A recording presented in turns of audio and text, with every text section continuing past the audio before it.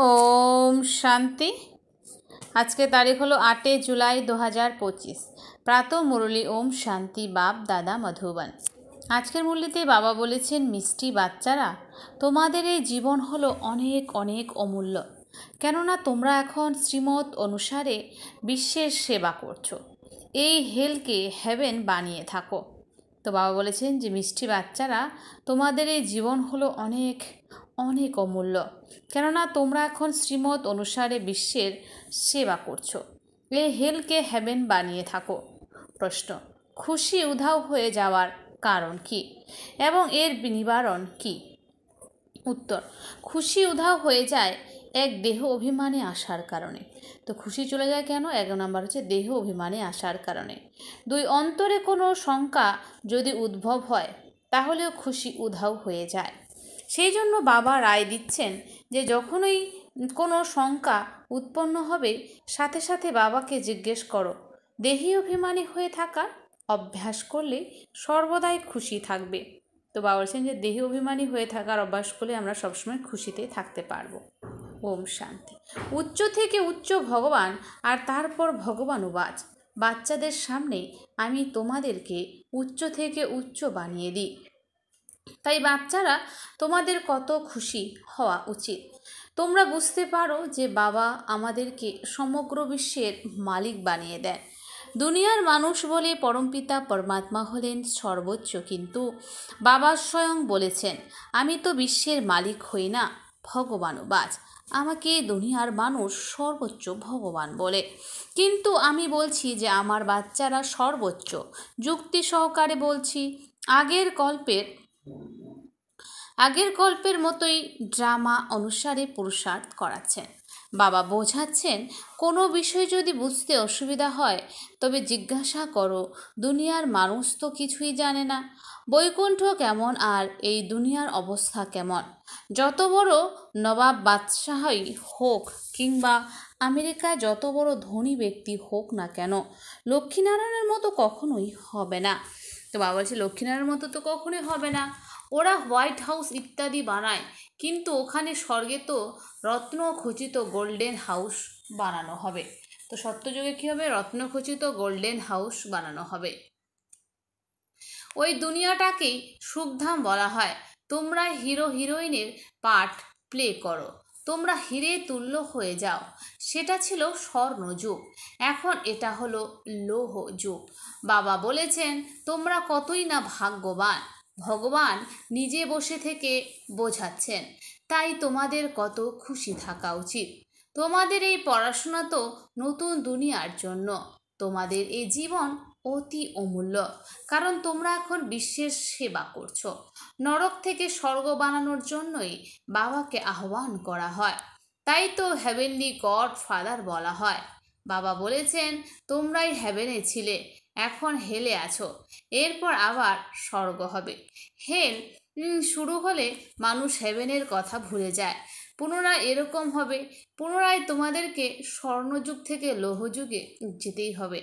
বাবা বারবার বাচ্চাদেরকে বলেছেন, যদি অন্তরে কোনো রকম সংশয় আসে যার জন্য খুশি থাকছে না, তবে সেটা বাবাকে বলো। বাবা বলছে, অন্তরে কোনো রকম যদি সংশয় আসে যার জন্য আমাদের খুশি থাকছে না, তবে সেটা বাবাকে বলো। বাবা নিজে বসে পড়াচ্ছেন, তাই অবশ্যই পড়তে হবে। দেহ অভিমানের বশীভূত হয়ে যাও বলে খুশি থাকে না, কিন্তু অবশ্যই খুশিতে থাকা উচিত। বাবা তো কেবল ব্রহ্মাণ্ডের মালিক, আর তোমরা বিশ্বের মালিক হয়ে যাও। যদিও বাবাকে ক্রিয়েটর বলা হয়, কিন্তু তার মানে এটা নয় যে সব কিছু প্রলয় হয়ে যায় এবং তারপর পুনরায় নতুন দুনিয়া রচনা করেন। না, বাবা বলেছেন, আমি কেবল পুরাতনকে নতুন বানাই, পুরাতন দুনিয়ার বিনাশ করাই, তোমাদেরকে নতুন দুনিয়ার মালিক বানিয়ে দিই। আমি নিজে কিছুই করি না, এটাও ড্রামাতে রয়েছে। প্রতি দুনিয়াতেই আমাকে আহ্বান করে আমি এসে পারসনাথ বানিয়ে দিই। তখন বাচ্চারা পরশপুরীতে চলে যায়, ওখানে কখনোই আমাকে ডাকবে না। তো সত্যযুগে তো আমরা কাউকে কখনোই বাবাকে ডাকবো না। কখনো কি বলবে, বাবা তুমি এই পারশপুরীতে এসে একটু ভিজিট করে যাও? কখনোই ডাকবে না। তাই একটা গান আছে, দুঃখের সময় সকলে স্মরণ করে কিন্তু সুখের সময় কেউ করে না। বলে না, দুঃখ মে সিমরন সব করে সুখ মে করে না কই, সুখ মে সিমরন জো করে তো দুঃখ কাহে কই। তো আমরা সবাই দুঃখের সময় ভগবানকে স্মরণ করি, সুখের সময় করি না। প্রতি দুনিয়াতেই স্মরণ করে, সুখের সময় স্মরণও করে না, আহ্বানও করে না। দ্বাপর যুগে মন্দির দ্বাপর যুগে মন্দির বানিয়ে আমাকে তার মধ্যে রেখে দেয়, পাথরের নয় হীরার লিঙ্গ বানিয়ে মন্দিরে পূজা করার জন্য রেখে দেয়। কত আশ্চর্যের বিষয়! ভালোভাবে কান খুলে শোনা উচিত, কানকেও পবিত্র করতে হবে।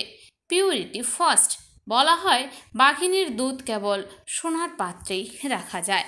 এক্ষেত্রেও যত বেশি পবিত্রতা থাকবে তত ভালো ধারণ করতে পারবে। বাবা বলেছেন, কাম বিকার সব থেকে বড় শত্রু, একে পরাজিত করো, এটাই তোমাদের শেষ জন্ম। তোমরা জানো যে এটাই সেই মহাভারতের যুদ্ধ। প্রত্যেক কল্পে যেভাবে বিনাশ হয়েছে, এই কল্পেও হুবহু সেইভাবে ড্রামা অনুসারে বিনাশ হবে। বাচ্চারা, তোমাদেরকে তো পুনরায় স্বর্গে তোমাদের মহল বানাতে হবে। যেভাবে আগের কল্পে বানিয়েছিলে, স্বর্গকে প্যারাডাইসও বলা হয়।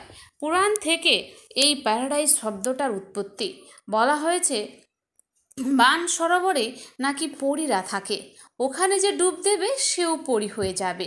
বাস্তবে এটা হলো জ্ঞানরূপী মান সরোবর। এতে ডুব দিয়ে তোমরা কি থেকে কি হয়ে যাও। যে সুন্দর শোভনীয় তাকেই পরী বলা হয়। এমন নয় যে পরীর কোনো ডানা থাকে। যেমন তোমাদের মতো পাণ্ডবদেরকে মহাবীর বলা হয়। বাবা বলছে তোমাদের মতো পাণ্ডবদেরকে মহাবীর বলা হয় বলে ওরা পাণ্ডবদের অনেক বড় বড় ছবি, গুহা ইত্যাদি দেখিয়ে দিয়েছে। ভক্তিমার্গে এইভাবে কত অর্থের অপচয় করে। বাবা বলেছেন, আমি তো বাচ্চাদেরকে কত ধনী বানিয়েছিলাম, তোমরা এত সম্পত্তি নিয়ে কি করলে? ভারত অনেক ধনী ছিল, এখন ভারতের কি করুণ অবস্থা হয়ে গেছে যে ভারত এক সময়ে বাবা বলছে 100% সলভেন্ট ছিল, সে এখন 100% ইনসলভেন্ট, দেউলিয়া হয়ে গেছে। বাচ্চারা, এখন তোমাদেরকে অনেক প্রস্তুতি নিতে হবে। নিজের বাচ্চাদেরকে বোঝাতে হবে যে শিব বাবাকে স্মরণ করলে তুমিও কৃষ্ণের মতো হয়ে যাবে। কেউই জানে না কৃষ্ণ কিভাবে ওই রকম হয়েছিল। আগের জন্মে শিব বাবাকে স্মরণ করেই সে কৃষ্ণ হয়েছিল। তাই বাচ্চারা, তোমাদের তো কত খুশি হওয়া উচিত, কিন্তু সেই বাচ্চার মধ্যে অসীম খুশি থাকবে যে সর্বদা অপরের সেবায় নিযুক্ত থাকবে। মুখ্য ধারণা হলো আচরণ যেন খুব রাজকীয় হয়, খাদ্যাভ্যাসও যেন খুব সুন্দর হয়। তোমাদের কাছে যখন কেউ আসে তখন তাকে সমস্ত রকম সাহায্য করা উচিত, স্থূল এবং সূক্ষ্ম উভয়ভাবেই। শারীরিক এবং আত্মিক উভয়ভাবেই সাহায্য করলে অনেক খুশি হবে। যে কেউ আসুক তাকে তোমরা সত্যিকারের সত্যনারায়ণের কাহিনী শোনাও। শাস্ত্রে তো কত কি কাহিনী লিখে দিয়েছে।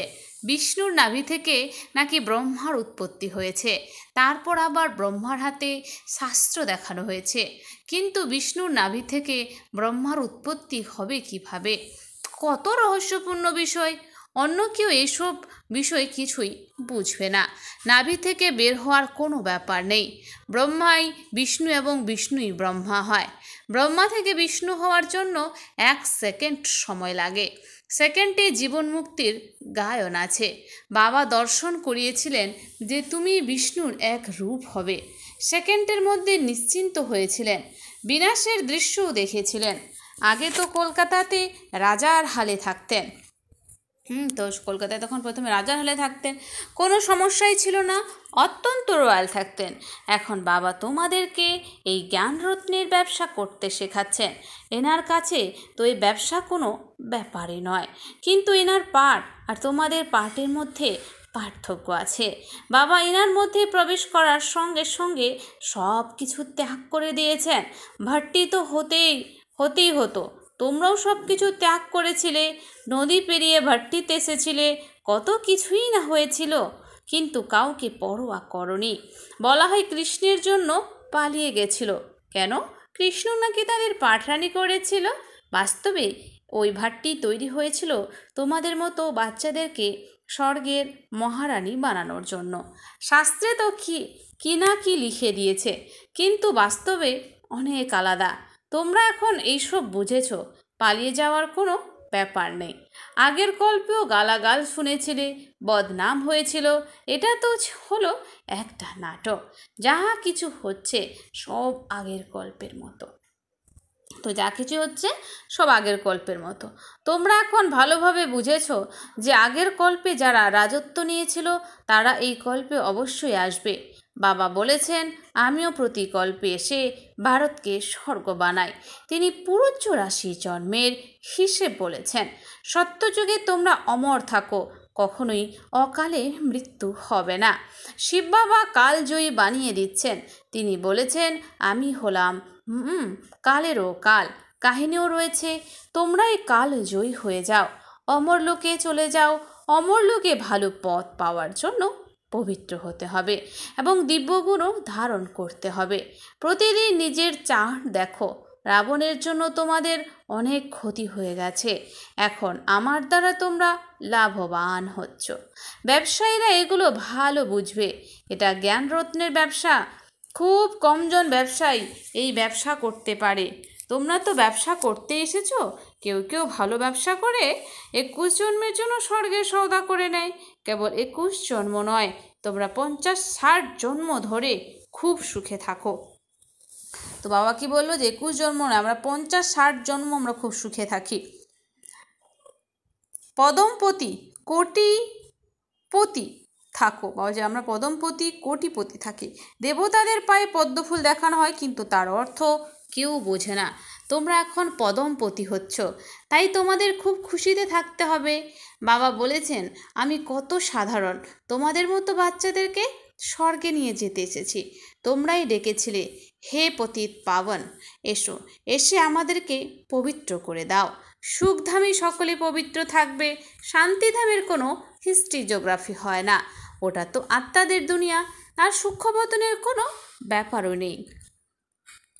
এই সৃষ্টিচক্র কিভাবে আবর্তিত হয় সেটা এখন তোমরা জেনে গেছো। সত্যযুগে লক্ষ্মীনারায়ণের সাম্রাজ্য ছিল। এমন নয় যে কেবল একজোড়া লক্ষ্মীনারায়ণের রাজত্ব করবে, বৃদ্ধি তো অবশ্যই হবে। তারপর দ্বাপরে ওরাই পূজনীয় থেকে পূজারি হয়ে যাবে। কিন্তু দুনিয়ার মানুষ পরমাত্মার ক্ষেত্রে বলে দেয় যে তুমি পূজনীয়, তুমি পূজারি, যেভাবে তাকে সর্বব্যাপী বলে দিয়েছে। তোমরা এখন তো তাকে বাবাকে সর্বব্যাপী বলে দিয়েছে। তো যে তোমরা এখন এইসব ব্যাপারগুলো বুঝেছো। অর্ধেক কল্প ধরে তোমার গান গেয়ে এসেছো। ভগবান হলেন সর্বশ্রেষ্ঠ, কিন্তু এখন ভগবান বলেছেন বাচ্চারাই হলো সর্বশ্রেষ্ঠ। তো ভগবানকে মানুষ বলে সর্বশ্রেষ্ঠ, আর ভগবান বলছেন যে আমার বাচ্চারাই হচ্ছে সর্বশ্রেষ্ঠ। কিন্তু এখন ভগবান বলেছেন বাচ্চারাই হলো সর্বশ্রেষ্ঠ। সুতরাং এরকম বাবার নির্দেশ অনুসারে তো অবশ্যই চলতে হবে, ঘর গৃহস্থ সামলাতে হবে।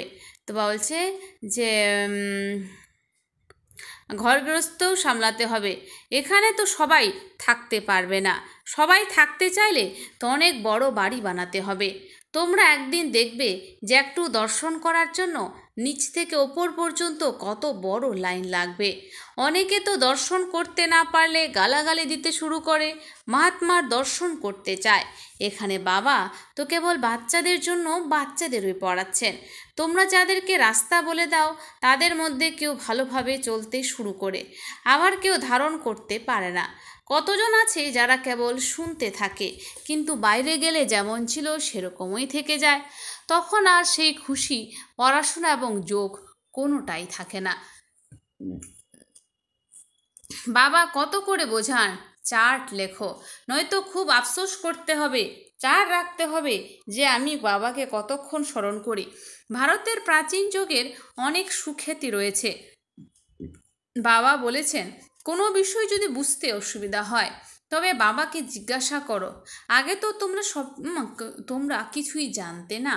বাবা বলেছেন এটা হলো কাটার জঙ্গল। তো এই দুনিয়াটা হচ্ছে কাটার জঙ্গল, মানে কাটা মানে একে অপরকে দুঃখ দেবে।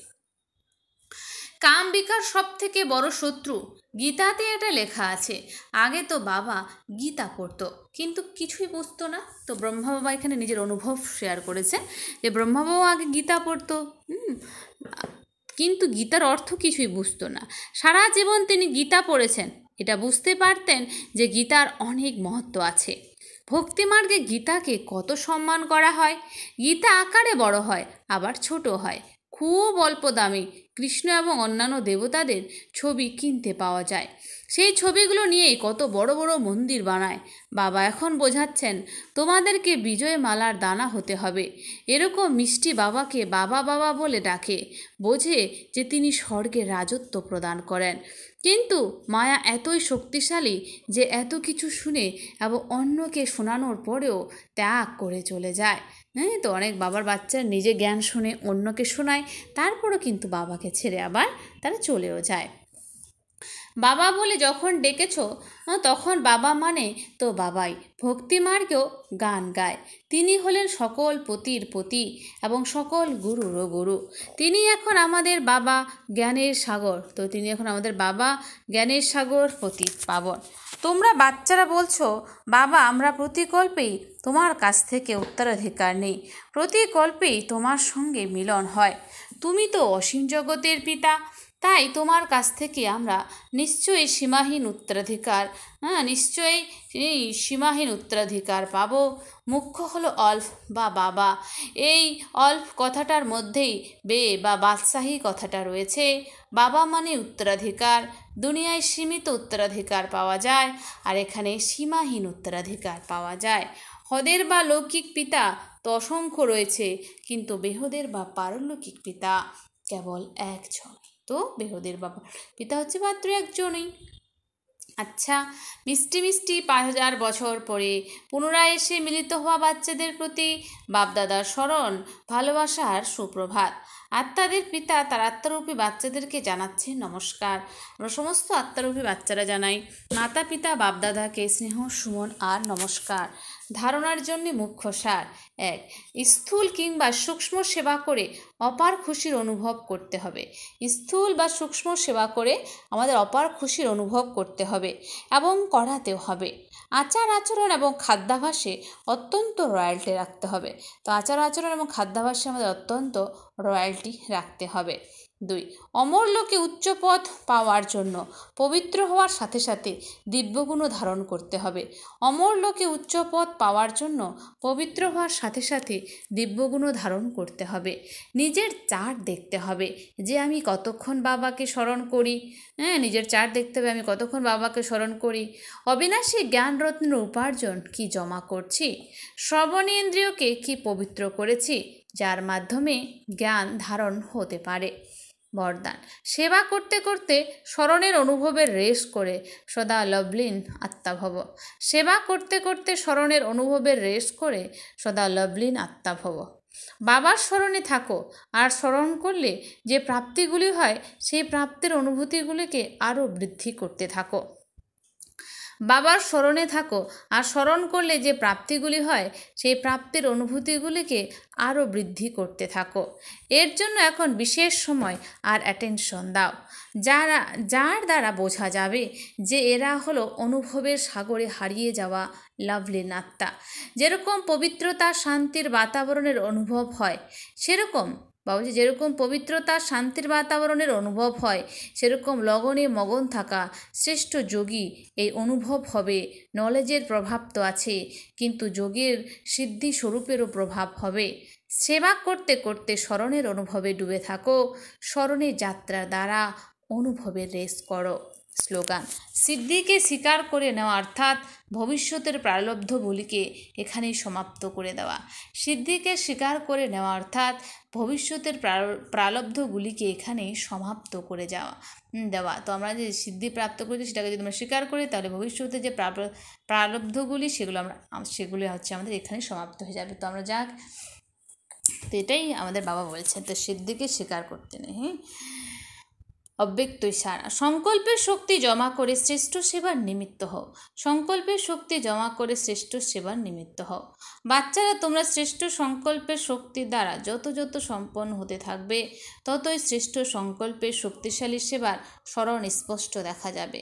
তো বলছে, বাচ্চারা, তোমরা শ্রেষ্ঠ সংকল্পের শক্তির দ্বারা যত যত সম্পন্ন হতে থাকবে, ততই শ্রেষ্ঠ সংকল্পের শক্তিশালী সেবার স্বরূপ স্পষ্ট দেখা যাবে। প্রত্যেকে অনুভব করবে যে আমাকে কেউ আহ্বান করছে, দিব্য বুদ্ধির দ্বারা বা শুভ সংকল্পের দ্বারা আহ্বান করছে। কেউ আবার দিব্য দৃষ্টির দ্বারা বাবাকে আর স্থানকে দেখবে। দুই প্রকারের অনুভবের দ্বারা অত্যন্ত তীব্র গতিতে নিজের শ্রেষ্ঠ ঠিকানায় পৌঁছে যাবে। আচ্ছা, ওম শান্তি। ধন্যবাদ বাবা আজকের এই সুন্দর মিষ্টি মুরলির জন্য।